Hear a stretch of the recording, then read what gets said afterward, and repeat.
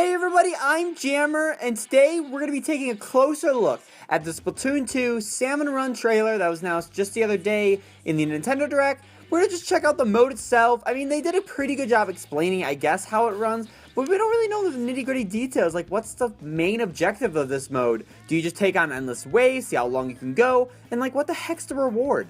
So I thought we could take a closer look at the trailer, see what secrets it might be hiding, and yeah, so let's get right into it. So first of all, the mode itself is, well, a horde mode, where it's one team of 4 Inklings, where they work together to take on a bunch of like waves of enemies of these salmon creatures. The questions I kind of have to this is like, do you have to defeat each enemy for that round to progress to the next, or is it just like a constant wave of enemies with like a different sort of objective? I'm not entirely sure, but I do have a theory on it that I will get to a little bit later. One thing to note is the new equipment that the Inklings are wearing that are specific to this mode. It's like the little rubber boots, the little life preserver on their backs, the helmets and stuff. I think this is actually intentional to perhaps negate the attributes of normal equipment. I'm not entirely sure why they'd want to do that for this mode. There might be some sort of reason. But it doesn't look like they're wearing their regular equipment. Therefore, the attributes that those equipment would have, like ink swim speed, ink saver, squid jump speed, or whatever, those seem not to be applicable into this mode, which is strange. Also, the life preserver on the back, super cute, because that's their new ink tank, essentially. Which, honestly, it's almost more functional than the original ink tank from other Splatoon modes, because you can actually see how much ink you have left to a very accurate precision. So then you can now know when to go back in your inking to reload and all that stuff, and I actually like it a lot better. I'd love for them to let you customize that too in later rounds. So, assumedly, you can use any weapons in this mode, but they were a little bit vague in the trailer. They mentioned something of the sort talking about weapons. I'm not sure if they were meaning to say that all weapons in the game you can choose and use in this mode, or is it a preset selection of certain weapons that are used in this mode?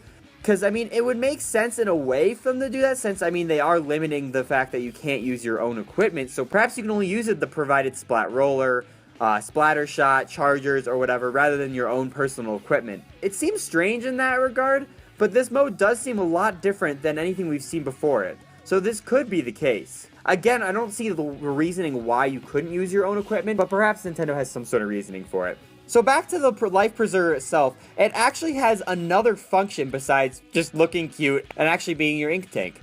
When you get splat in this mode, rather than respawning at like a little respawn point like at a traditional Splatoon level, there isn't one of those in this mode. What has to happen is one of your teammates has to come up to you and actually shoot ink to revive you.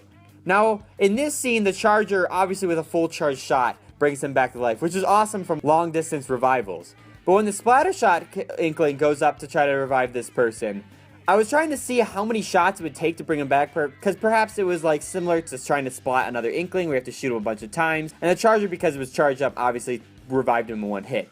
But from what it looks like, only one splatter shot hit him, and the revival animation already was initiated.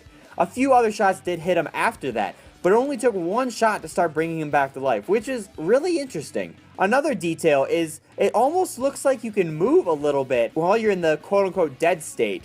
What could make sense is, maybe you can swim in your own ink if there's a trail maybe leading back to your teammate, but if a salmon kind of cuts off your path, because you obviously can't lay down your own new ink, you may be just like kind of marooned and abandoned off into enemy territory, which is kind of funny. It did look like there's movement, and I'm assuming if you can move, it's probably going to be a lot slower than a normal swim, of course. Especially because you can see your squid jumping in and out of the ink, which is such a cute little detail.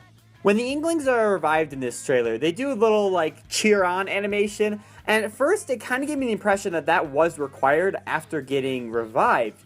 But if you take a closer look at the first Inkling to be revived, he actually has a few seconds of his invincibility frames where he's just standing, and then that animation is activated. Rather, when the charger revives the other one, it's almost immediate, where that player could have just been clicking it as soon as he was coming back. Because what it kind of looks like here is they were just kind of doing a cute little way to show off, hey, thanks bud, thanks for reviving me. When what might be the case is you might actually have invincibility after being revived, which you can take advantage of to maybe get out of a sticky situation. Because even after that animation, the roller Inkling actually had a few more seconds of invincibility to get a little bit of movement and a little bit of turf inked. So I'm of the opinion, I don't think these animations are required. I think it was just kind of a cute thing to do for this trailer. And I think that makes a lot more sense, especially giving you that invincibility frames, giving you a chance to actually get back to a safer area if you're just in a really bad spot.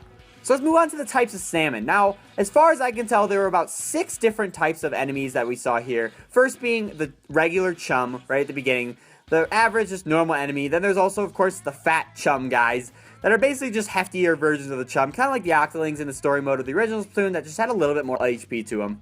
There's also the little tiny salmon, and these guys are so cute. At first I thought it was just the normal chumps, swimming in ink, kind of similar to like a squid mode for inklings.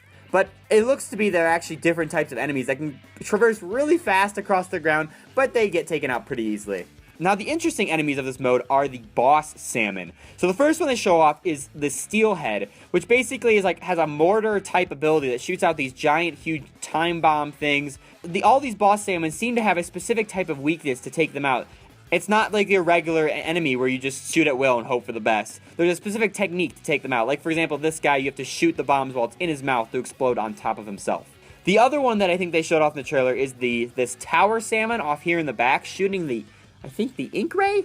No, the stingray. Stingray? I think that sounds right. But anyways, it was the special that we could use when you equip the Splat Charger during the Testfire. And similar to that special, it is too easy to avoid. That inkling should have been way splatted long ago. He shouldn't have been able to escape that, honestly. Now, whether this tower salmon can actually move or not, I don't know necessarily. He does seem to be off on that peninsula way over there. So he could be just some sort of turret, essentially, that you have to take out if you want to even use that area of the map. And how you take him out, potentially, is you could splat your own ink up the side of him, and maybe swim up him, basically, and then take his head off. That sounds so gruesome. So I think that's probably how that guy worked. And then there was one other enemy, which he only appeared in one scene as far as I could tell. And so some normal chumps were just going along, spraying their ink, minding their own business. All of a sudden, a green ring starts indicating around a specific area of the map. And all of a sudden, holy crap, look at this thing! He just comes out of nowhere and just chomps and just disappears right back into ink. He really seemed to teleport and just come out of absolutely nowhere.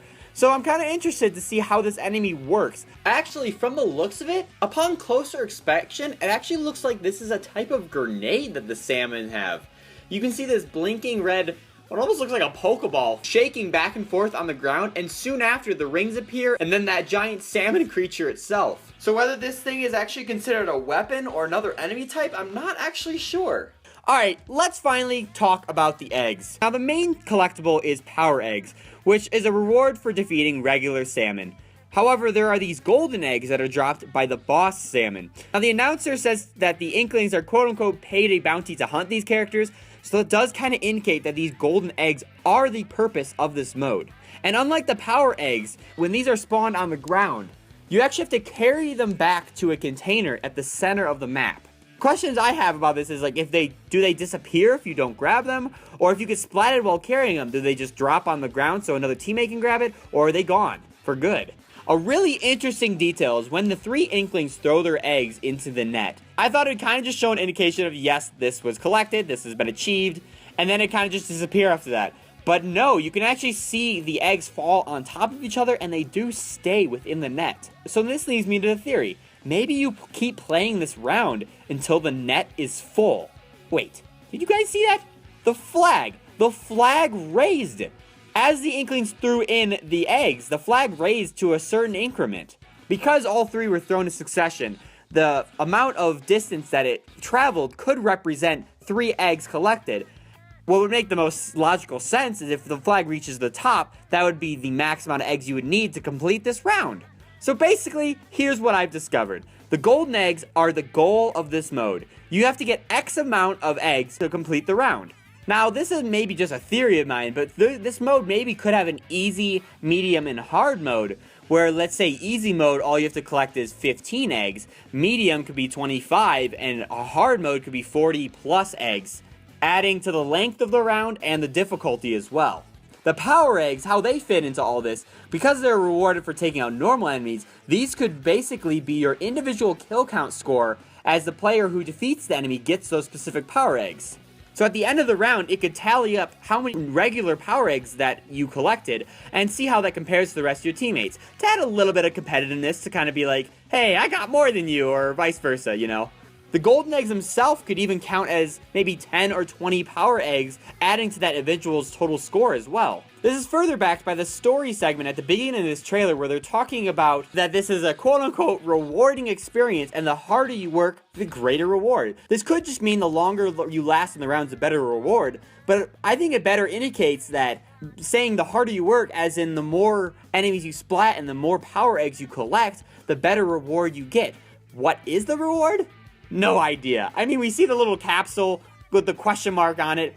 I have a little theory what it could be, because the announcer, again, does say that the reward is quote-unquote fresh. In reference to Splatoon, that's usually an indication to equipment or clothing or whatever, and I don't really expect you to be able to unlock clothing from this mode, but what if, because the reason you can't use attributes or equipment attributes in this mode was because the thing you unlock from it is those attributes. What if you unlock like pins or little tokens or something like that outside of these little capsules, and you can use those and attach them to your other equipment outside of the mode to then use in other turf war and whatever. Maybe there's even separate versions of each skill, like a level scaling. For example, you could unlock a level 1 swim speed up or a level 3 swim speed up to increase your speed even further. This is kind of just a speculation on my end. There's got to be some reward that makes sense besides just experience, because I really don't feel like that's going to be the case in this round. Oh, by the way, I also have found this where this area takes place in Inkopolis City. It's right here on the left side of the tower, which means nothing. I mean, it's there. I mean, I don't know what to say. It's over there. It's in that direction. It doesn't really tell us anything else besides it's right over there. Some quick things to note during the story trailer to kind of give some context of why this mode exists. The VHS type trailer thing, which was awesome by the way, was very similar to like energy company advertisements in real life. Like a power company, for example. One of the quotes they say is like, a brighter future awaits, which basically is a play on words of lights for power or energy. I mean, companies do this in real life, you know. They also say that the Inklings themselves are quote-unquote freelance power egg collectors. So it's not like they necessarily work for the Grizzco company, but they're working to help out and potentially power Inkopolis City. Another thing is the mist on the island. Potentially this is activated during the later rounds in this mode to maybe add an extra challenge, or if there are separate difficulties to this mode, maybe in a hard mode you'd have multiple rounds where it's just constant mist. I don't know. And the last thing, the nice little Ace Attorney Easter egg right here where they mention trials and tribulations. Many trials and tribulations. Objection! You know, like the third game, Trial and Tribulations. No, okay, whatever. So that's about everything I found in the trailer. Let me know in the comments if you guys found any other secrets or hidden details. I'm bound to have missed something. I was kind of really just focusing on like how this mode runs and operates and really what to expect when we play it. But yeah, definitely let me know in the comments if you found anything else. Be sure to just give this video a big, awesome like, and if you haven't already, subscribe for tons on Splatoon 2, Nintendo Switch. E3 is coming up. I can't even believe it. I am so freaking excited, and then this game comes out only a month after E3, which is insane. So yeah, stay tuned for tons of coverage on this game and of everything Nintendo. Thank you again so much for watching, and I'll catch you in the next one. See ya!